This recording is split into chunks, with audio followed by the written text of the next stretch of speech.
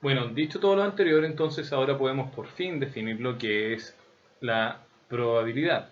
Mejor dicho, hablemos de lo que es una función de probabilidad, dado que ya sabemos hablar y podemos entender lo que son las funciones. Se dice que tenemos una función de probabilidad que vamos a escribir como P de X, en verdad puede tomar cualquier letra, pero por convención utilizamos la P. P de X es una función de probabilidad que está definida en un dominio que está relacionado con el conjunto, con el espacio muestral, y sus resultados, es decir, el recorrido, toman valores que están en el intervalo 0 a 1. Y esta función, por supuesto, tiene algunas características que son importantes. La primera es que esta siempre es positiva, es decir, no pueden existir valores de probabilidad que sean negativos. Es decir, es más, el mismo recorrido lo restringe solamente a los valores que están entre 0 y 1, que sabemos que son valores positivos. Eso es lo que estamos diciendo en el segundo punto. Otro aspecto importante de la probabilidad, de la función de probabilidad, es que la probabilidad del dominio, es decir, la probabilidad de x igual, igual a a, siempre es igual a 1. Eso quiere decir que si ustedes toman, por ejemplo, cuál es la probabilidad de que eh, el resultado de lanzar un dado sea igual a 1, 2, 3, 4, 5 o 6, es decir, todos los casos posibles, nos va a dar como resultado que la probabilidad es siempre igual a 1, es decir, la máxima posible. Esto, interpretado de todas formas, nos quiere decir que en el 100% de los casos que ustedes lancen un dado, van a obtener como resultado 1, 2, 3, 4, 5 o 6. Eso es lo que nos dice la tercera propiedad. Finalmente, si tenemos n conjuntos ahí que son subconjuntos de A, ya sabemos lo que son subconjuntos, son partes de un conjunto mayor, e independientes entre sí, y, lo cual se interpreta como que la intersección entre cualquiera de ellos es vacía, entonces la probabilidad de la unión de esos subconjuntos es igual a la suma de las probabilidades de cada uno de los conjuntos. Y vamos a entenderlas con un pequeño dibujito. Digamos que tenemos un gran conjunto A y vamos a dividir este conjunto A en pequeñas partes. Tenemos el conjunto A1, A2, A3, etc. hasta llegar a otro conjunto AN. Y ojo, no necesariamente estamos completando todo el conjunto A. Recuerden que si completáramos todo el conjunto, la probabilidad de todas esas uniones es igual a la probabilidad de todo el conjunto y por lo tanto el resultado es igual a 1. Pero no, lo que vamos a hacer es simplemente tomar algunos subconjuntos que cumplen con la propiedad de que ellos no se intersectan. Es decir, no hay elemento que esté en A1 que esté simultáneamente en A2. No existen. Y lo mismo pasa con cualquiera de los otros conjuntos A sub I. Lo importante de esto es que la intersección de ellos es vacía. Y cuando tenemos eso, es decir, que la intersección es vacía, diremos que son independientes entre ellos.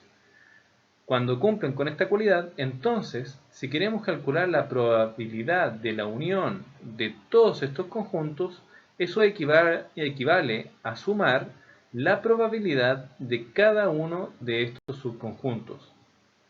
Muy bien, por ejemplo, digamos que A intersectado con B es igual a vacío. Eso quiere decir que no hay elementos en común y por lo tanto son independientes entre sí.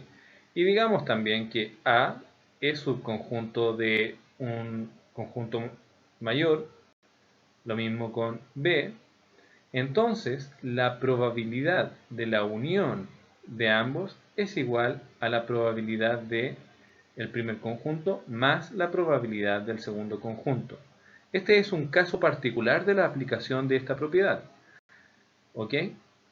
Es decir, estamos solamente considerando dos subconjuntos. Por supuesto, ustedes pueden añadir la cantidad de subconjuntos que deseen y si estos son independientes entre sí y además no completan el espacio muestral, entonces la probabilidad de la unión de ellos es igual a la suma de las probabilidades de cada uno de los subconjuntos.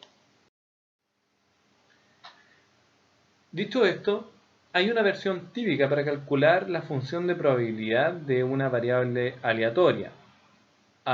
Llamaremos variable aleatoria x, la cual puede ser discreta o continua. Más adelante entenderemos qué es discreto o continuo, sobre todo los ejercicios que revisemos, en particular en los ejercicios de la prueba modelo. Pero esta versión típica nos dice que para calcular la probabilidad de un determinado resultado de un experimento, lo que haremos será determinar cuál es la cantidad de casos que son favorables a mi variable aleatoria y lo dividiremos por la cantidad de casos totales posibles. Veamos inmediatamente algunos ejemplos relacionados con lo anterior. ¿Cuál es la probabilidad de que al lanzar un dado salga el número 5? Veamos, el espacio muestral, que llamaremos M, en verdad puede tomar cualquier letra, recuerden, contiene los elementos 1, 2, 3, 4, 5 y 6. Esos son todos los casos posibles de resultados que tenemos al lanzar un dado. Muy bien. Por otro lado, me están pidiendo cuál es la probabilidad de que al lanzar el dado salga el número 5. Por lo tanto, si hablamos que X es cualquier de estos resultados, sea igual a 5, lo que tenemos que hacer es determinar la cantidad de casos que son favorables a 5 y dividirlo por la cantidad total de casos. Fíjense bien que la cardinalidad de M, es decir, la cantidad de elementos que tiene M, es igual a 6, es decir, esa es la cantidad de casos totales. Muy bien, y es por tanto el denominador de esta división. Si nos fijamos también en que solamente hay un caso favorable a que nos salga el número 5, entonces ponemos un 1 de arriba. Y esto nos está diciendo que la probabilidad de que el resultado de lanzar un dado sea igual al número 5 es igual a un sexto.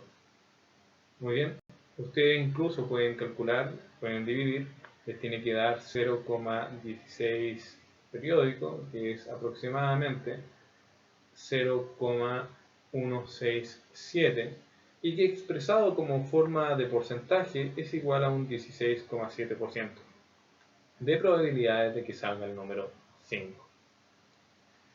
Veamos el segundo ejemplo. Probabilidad de que al lanzar un dado salga un número par. Veamos. El conjunto M es el mismo en este caso. Lo que tenemos que ver es el conjunto de resultados posibles. Llamemos a ese conjunto A. El conjunto de resultados posibles es igual a 2, 4 y 6, que corresponden a los resultados pares. Lo importante de esto es que la cantidad de casos favorables en donde el resultado es par es la cardinalidad de A, es decir, 3, porque A tiene 3 elementos. Entonces, la probabilidad de que X sea igual a par, un número par, al lanzar un dado, es igual a los casos favorables, que son 3, dividido por los casos totales, que son 6, que escrito de otra forma es igual a 1 partido en 2, después de haber simplificado, y que en forma decimal es igual a 0,5, y cuando lo pasamos a una forma porcentual nos da 50%. Por lo tanto, cuando lanzan un dado, la probabilidad de que salga un número par es de un 50%. Para terminar esta serie de ejercicios sencillos, veamos el tercer ejemplo. Dice, la probabilidad de que al lanzar un dado salga un número menor que 7. Recordemos que M es igual a 1, 2, 3, 4, 5 y 6. Eso corresponde a todos los casos posibles. Muy bien. Además, los casos favorables, que llamaremos A, son efectivamente los mismos, 1, 2, 3, 4, 5 y 6. Veamos que A es exactamente igual a M, y ya sabemos que la probabilidad de que del espacio muestral es siempre igual a la unidad. Pero verifiquemos. La probabilidad entonces de que me dé el conjunto A es igual a los casos favorables a A, que en este caso es 6, dividido por la cantidad de casos totales, que también es 6. Y dado que 6 dividido en 6 es igual a 1, entonces hemos verificado esa propiedad. Muy bien.